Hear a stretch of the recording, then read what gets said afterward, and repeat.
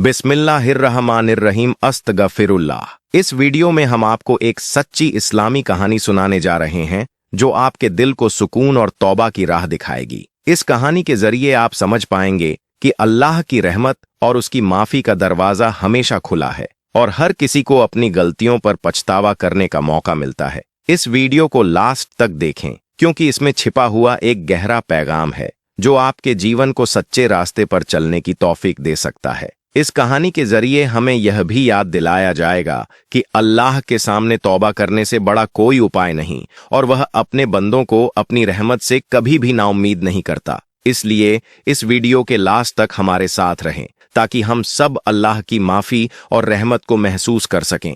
अल्लाह ताला हमें अपनी हिदायत अता फरमाए और हमारी तौबा को कबूल फरमाए, आमीन। आज हम आपको एक इस्लामी कहानी के बारे में बताने जा रहे हैं जो हमें ये सोचने पर मजबूर करेगी कि एक गलत फहमी अच्छे भले रिश्ते को खराब कर देती है। लड़की अपने बाप के बारे में बताती है, मेरा ताल्लुक एक मिडिल क्लास फैमिली से था। मेरे अब्बा का पुलाव का ठेला था।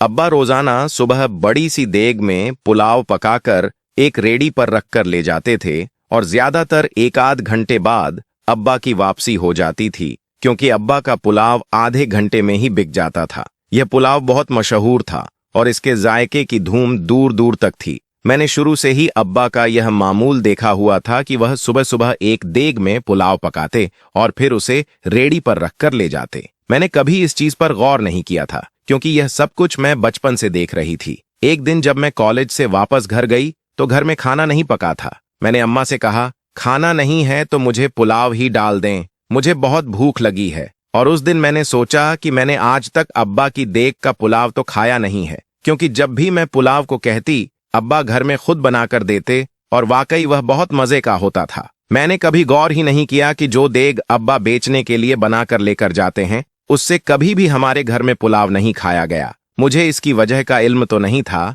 लेकिन जब अम्मा ने मना किया कि वह पुलाव तुम नहीं खा सकती, मैं तुम्हें कुछ और बना देती हूँ, तो मुझे बड़ी हैरत हुई कि वह पुलाव जो पूरा शहर खाता है वह मैं क्यों नहीं खा सकती, या वह हमारे घर में क्यों नहीं खाया जा सकता। यही सवाल जब मैंने अम्मा से किया तो माँ ने मुझे डांटकर चुप करवा दिया। मुझे डांटते हुए कहा, वह तो ठंडा हो गया है, बासी हो गया है, तुम रहने दो, मैं तुम्हें ताज़ा कुछ बना देती हूँ। उस वक्त तो मैं खामोश हो गई, लेकिन अब मुझे तजस्सुस होने लगा कि पुलाव में ऐसा क्या है जो घर में नहीं खाया जा सकता। क्या मेरे माँ बाप मुझसे कुछ छुपा रहे हैं? क्या कुछ ऐसा है जो कि मुझे मालूम नहीं है? इस तरह के बहुत से सवाल मुझे तंग करने लगे और मैं उनके जवाब हासिल करने का फैसला कर लेती हूँ। इसके बाद से मैंने अब्बा पर नजर रखना शुरू कर दी, लेकिन हमेशा मेरे जागने से पहले अब्बा देग पका चुके होते, या जिस दिन दोपहर को उन्होंने जाना होता तो मेरे कॉलेज जाने के बाद पकाना शुरू करते। और मुझे भी समझ नहीं आई कि इस पुलाव में ऐसा क्या होता है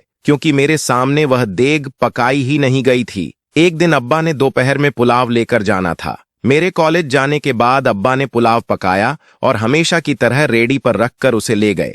उसी दिन मुझे कॉलेज से जल्दी छुट्टी हो गई तो मैंने जल्दी से अपने दोस्त का बुरखा पहन लिया और अब्बा की रेडी के पास जाकर खड़ी हो गई। मैं देखना चाहती थी कि इस पुलाव में ऐसा क्या है जो मुझसे छुपाया जा रहा है। अब्बा की रेडी के पास बहुत ज्यादा भीड़ थी, लोग लाइन लगाकर पुलाव ले रहे थे। इतने में मैंने देखा कि एक खूबसूरत औरत आई और उसने जाकर अब्बा से कुछ कहा और अब्बा ने खामोशी से एक शॉपर में पुलाव डालकर उसे पकड़ा दिया और वह औरत पैसे दिए बगैर चली गई। मुझे बड़ी हैरत हुई कि यह कौन औरत थी और अब्बा ने इससे पैसे भी नहीं लिए। आखिर इसके पीछे क्या राज है? अब तो मुझे उस औरत का राज भी मालूम करना था।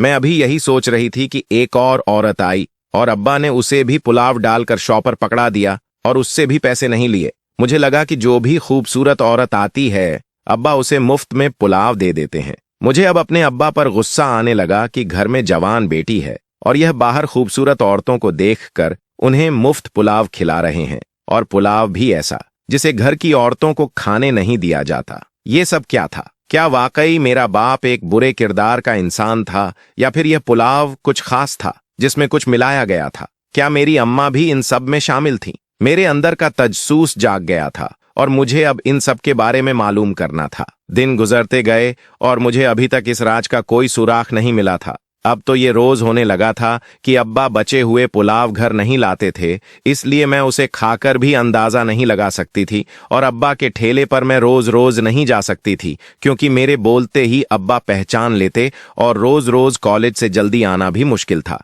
लेकिन जब भी मैं अब्बा के ठेले पर गई तो मैंने उन 2-3 औरतों को देखा जिन्हें अब्बा मुफ्त में पुलाव पकड़ाते थे। लेकिन हैरानी की बात यह थी कि अब्बा ने उस पुलाव के पहले से शॉपर बनाकर रखे होते थे। मुझे इंतहा गुस्सा आता है इस मंजर को देखकर। आखिरकार एक दिन मैंने एक औरत का पीछा करने का फैसला किया और दबे पांव उस औरत के पीछे चल दी। मैंने देखा कि वह औरत एक बहुत बड़ी कोठी में दाखिल हो गई है और इतनी आलीशान कोठी देखकर मुझे हैरत होने लगी कि अब्बा का इस औरत के साथ क्या ताल्लुक हो सकता है। क्या यह औरत सिर्फ अब्बा का पुलाव लेने के लिए इतनी दूर आती है? मैं वापस घर आ गई और मजाक ही मजाक में वालिदा से सवाल किया, क्या अब्बा का किसी से कोई ताल्लुक है? तो अम्मा ने मुझे सख्ती से टोक दिया, अपने बाप के बारे में ऐसा नहीं सोचते। अब मैं सोच रही थी कि माँ को बता दूं कि अब्बा ऐसा करते हैं, लेकिन मुझे समझ नहीं आया कि मेरे पास तो कोई सबूत भी नहीं था। और फिर एक दिन अब्बा शाम को तैयार होकर कहीं जाने लगे तो मैंने पूछा, आप कहाँ जा रहे हैं? अब्बा ने कहा कि वह अपने दोस्त से मिलने जा रहे हैं।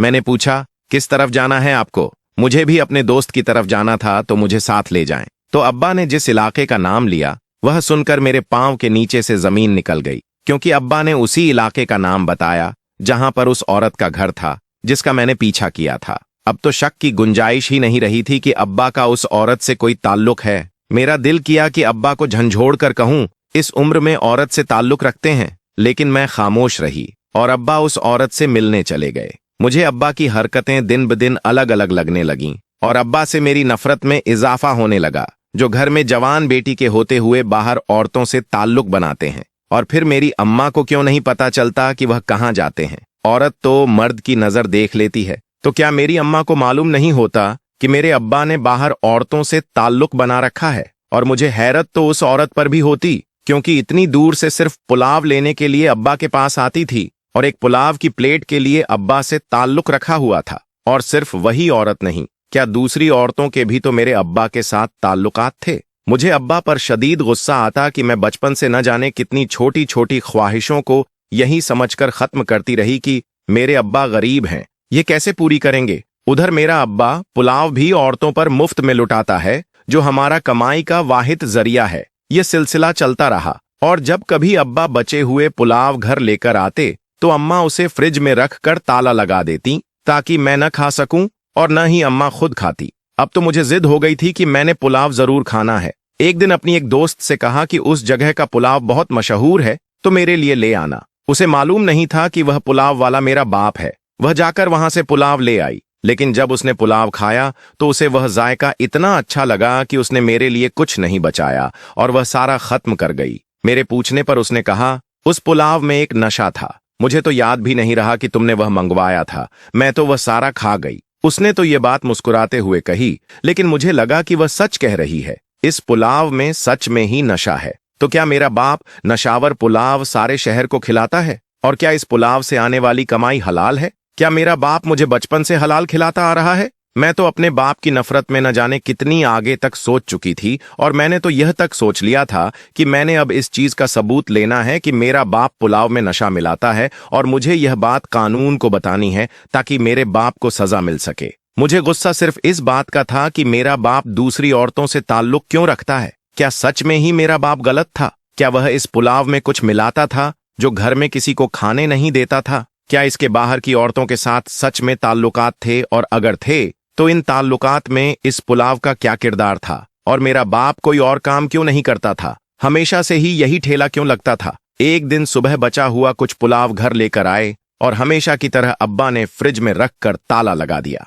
रात को भूख से मेरी आंख खुली तो मैंने देखा कि फ्रिज का ताला खुला हुआ था। मैंने फौरन से पुलाव प्लेट में निकाला और गर्म करके खाने लगी। सच बात यह है कि वह पुलाव बहुत ही मजे का था और मुझे मालूम भी न हुआ कि कब मैं पूरी प्लेट खाली कर गई। खाना खाने के बाद मैं उठी ही थी कि मुझे चक्कर आने लगे और किचन के दरवाजे तक पहुंचते पहुंचते मैं गिर गई और बेहोश हो गई। जब दोबारा मेरी आंख खुली तो मैं अस्पताल में थी और अम्मा मेरे पास थीं। मैंने मम्मी से पूछा, मुझे क्या हुआ था? तो अम्मा ने कहा, तुम किचन के दरवाजे में बेहोश पड़ी थीं और हम तुम्हें अस्पताल ले आए हैं। मैंने कहा, डॉक्टर ने क्या कहा है? मुझे क्या हुआ है? तो अम्मा ने कहा, डॉक्टर कहते हैं तुमने कोई दवाई खाई है जिससे तुम बेहोश हो गई हो। मैंने उनको कहा, मैंने तो सिर्फ पुलाव खाया है, जिस पर अम्मा ने मुझे डांटा। जब मैंने मना किया था तो फिर वह पुलाव तुमने क्यों खाया? मैंने अम्मा से कहा, वह पुलाव पूरा शहर खा सकता है तो मैं क्यों नहीं खा सकती हूँ? और अगर वह दवाई पुलाव में थी तो इसका मतलब है कि अब्बा पूरे शहर को पुलाव दवाई वाला खिला रहे हैं। अब तो मैं यह बात सबको बता कर रहूंगी। इस बात पर मुझे अम्मा ने और भी सख्ती से डांटा और कहा, तुम अपने बाप पर शक कर रही हो, और वह बाप जिसने मुझे पाल पोस कर जवान किया है और उसी के पुलाव की कमाई हमेशा मुझे खिलाई है और मेरी हर जरूरत पूरी की है, और मैं आज उस बाप की कमाई के जरिए पर शक कर रही हूँ। और यह कि इस पुलाव में कुछ भी नहीं था, तुमने ही जरूर कोई दवाई ली है, और अगर यह बात किसी को पता चली तो तुम पर खुदकुशी का केस बन सकता है। अभी तो हमने डॉक्टर से कहा है कि इसने कोई दवाई नहीं खाई, शायद सर दर्द की कोई गोली खाई होगी जो एक्सपायर हो गई होगी। अभी तो हमने बात बना ली है, लेकिन अगर तुमने यह बात किसी को भी बताई तो फिर तुम पर खुदकुशी का केस बन जाएगा। मैं तो अम्मा की बात सुनकर हैरान रह गई। मुझे इस बात पर अब कोई शक नहीं रहा कि मेरी अम्मा भी हर चीज में मेरे अब्बा के साथ मिली हुई है। मुझे अपने अब्बा के साथ साथ अपनी अम्मा से भी नफरत होने लगी, लेकिन मैं अम्मा की धमकी से डर गई थी कि अगर मैंने किसी को कुछ बताया तो मुझ पर ही कोई केस बन जाएगा। कुछ दिनों बाद मैं मुकम्मल तौर पर ठीक हो गई, लेकिन अपनी अम्मा और अब्बा की तरफ से मेरे दिल में नफरत आ गई थी और मैं चाहती थी कि अब तो इस पुलाव का राज मालूम करके ही रहूंगी। मैंने छुपकर अपने अम्मा और अब्बा को देखना शुरू कर दिया। वह जब भी पुलाव पकाते तो ऐसा कुछ भी नहीं डालते थे जो कुछ अलग हो, लेकिन अगर वह उस वक्त कुछ नहीं डालते तो फिर पुलाव में दवाई कहाँ से आती थी जिसने मुझे फौरन बेहोश कर दिया था। और सबसे बड़ी हैरत की बात यह है कि मैं तो पुलाव खाते ही बेहोश हो गई थी, तो क्या बाकी लोगों को कुछ नहीं होता? और अगर लोगों को कुछ होता तो वह रोजाना क्यों पुलाव लेने आते हैं? ऐसे बहुत से सवालात थे जिनके जवाब मुझे नहीं मिल रहे थे।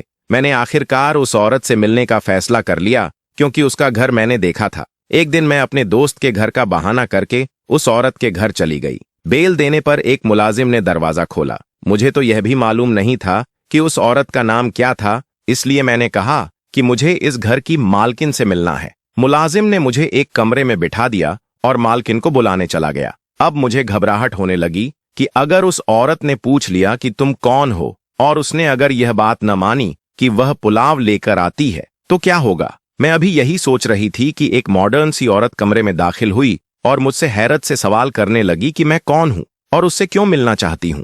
मैं तो उस औरत को देखकर हैरान थी कि वह औरत तो वह नहीं थी जो अब्बा से पुलाव लेकर आती है, यह तो कोई और ही औरत थी। अब मुझे समझ नहीं आ रही थी कि मैं इस औरत को क्या कहूं, क्योंकि मैंने उस औरत को इसी घर में दाखिल होते हुए देखा था और इस बात पर मुझे कोई शक नहीं था कि यह तो कोई और थी। और इसको क्या बोलूं? मैंने उससे सच बताने का फैसला कर लिया। मैंने उससे कहा कि मैंने इस घर में एक औरत को दाखिल होते देखा था जो पुलाव लेकर आ रही थी। मुझे उस औरत से मिलना है। उस औरत ने कहा कि वह तो हमारी मुलाजिमा है। मैंने कहा कि मुझे उससे मिलना है। उसने मुझसे कोई और सवाल नहीं किया और ना ही मैंने कोई जवाब दिया। अब तो मुझे यकीन हो चला था कि मेरे बाबा का उस औरत के साथ कोई ताल्लुक जरूर होगा, क्योंकि वह औरत भी एक मुलाजिमा थी। वाकई इतनी बड़ी कोठी की मालकिन मेरे बाप के साथ कोई ताल्लुक नहीं रख सकती। मेरी दरख्वास्त करने पर उस मालकिन ने मुझे उस औरत से मिलने की इजाजत दे दी। मैं खामोशी से उसका इंतजार करने लगी। वह औरत कमरे में आई तो मैंने उससे सवाल किया कि वह रोजाना पुलाव क्यों लेकर आती है।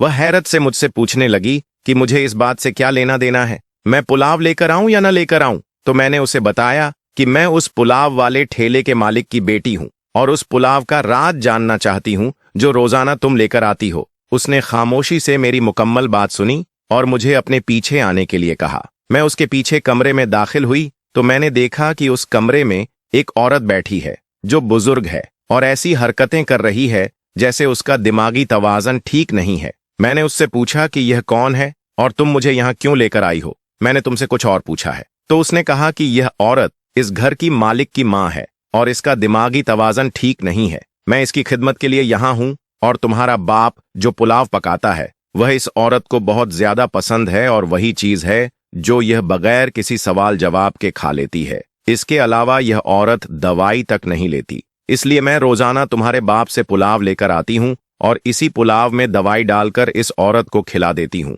और तुम कह रही हो कि मेरा बाप तुमसे मिलने क्यों आता है, तो तुम्हारा बाप इस औरत को देखने आता है और मुझसे दवाई लेकर जाता है। जो कि वह गरम गरम पुलाव में डाल देता है, जिससे उसका जायका खत्म हो जाता है। और मैं वह पुलाव लेकर इस बुजुर्ग औरत को खिला देती हूँ। और रोजाना पैसे देने की जहां तक बात है, तो मैं रोज पुलाव लेकर आती हूँ, इसलिए महीने बाद ही पैसे देती हूँ। तुम इतने असीम बाप की बेटी होकर अपने बाबा पर शक कर रही हो कि तुम्हारा बाप गलत है या वह नशा डालकर लोगों को खिला रहा है। उसकी बातें सुनकर मुझे खुद पर शर्मिंदगी होने लगी कि मैं अपने बाप को गलत समझ रही थी, लेकिन अभी भी बहुत से सवाल बाकी थे। वह औरतें जो मेरे बाप से पुलाव लेकर जाती थीं, उनका क्या? तो क्या मेरा बाप सारे शहर के लोगों को पुलाव में दवाई डालकर खिलाता था? और अगर ऐसा नहीं था, तो घर में मौजूद पुलाव में कौन सी दवाई थी जो मैंने खाया, और वह पुलाव बाप घर क्यों लेकर आया था? अभी यह सवाल बाकी थे। अब मेरे पास एक ही रास्ता था, वह यह कि मैं सीधा सीधा अपने बाप से ही सवाल कर लूं।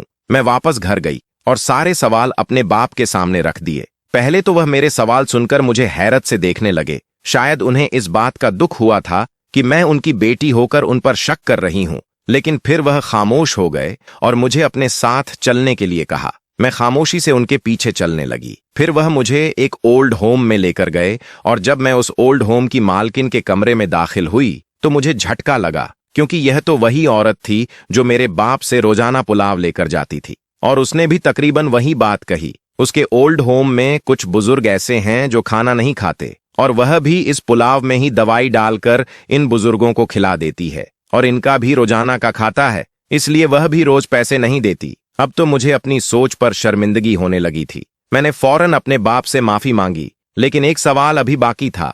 घर में मौजूद पुलाव मुझे क्यों नहीं खाने दिया जाता, और इस पुलाव में दवाई कहां से आई? इस सवाल का जवाब भी मुझे अपने बाप से ही मिल गया, क्योंकि पुलाव इतना मशहूर है कि वह कभी बचा ही नहीं। और वह पुलाव जो वह घर लेकर आते हैं, कभी कभी वह ओल्ड होम वाला होता है जो यह औरत नहीं लेकर जाती। और इस पुलाव में क्योंकि दवाई मिक्स होती है, इसीलिए दूसरे दिन यह बंदे को दे दी जाती है जिसके लिए बनाई जाती है। वह पुलाव जो मैंने गलती से उस रात को खाया था, वह उस कोठी वाली औरत के लिए बनाया गया था। अब तो मुझे समझ नहीं आ रही थी कि मैं अपने बाप से माफी कैसे मांगूं। मैंने फौरन हाथ जोड़कर अपने माँ और बाप दोनों से माफी मांगी, और दोनों ने पूरे दिल से मुझे माफ कर दिया। मुझे समझ आ गई थी कि हमेशा जो आंखें देखती हैं वह सच नहीं होता। दोस्तों, कमेंट में हमें जरूर बताइएगा कि आपने इस कहानी से क्या सबक हासिल किया। इस दीन के रास्ते पर चलकर जो इल्म हासिल होता है, वही हमारी दुनिया और आखिर तक को संवारने का जरिया बनता है।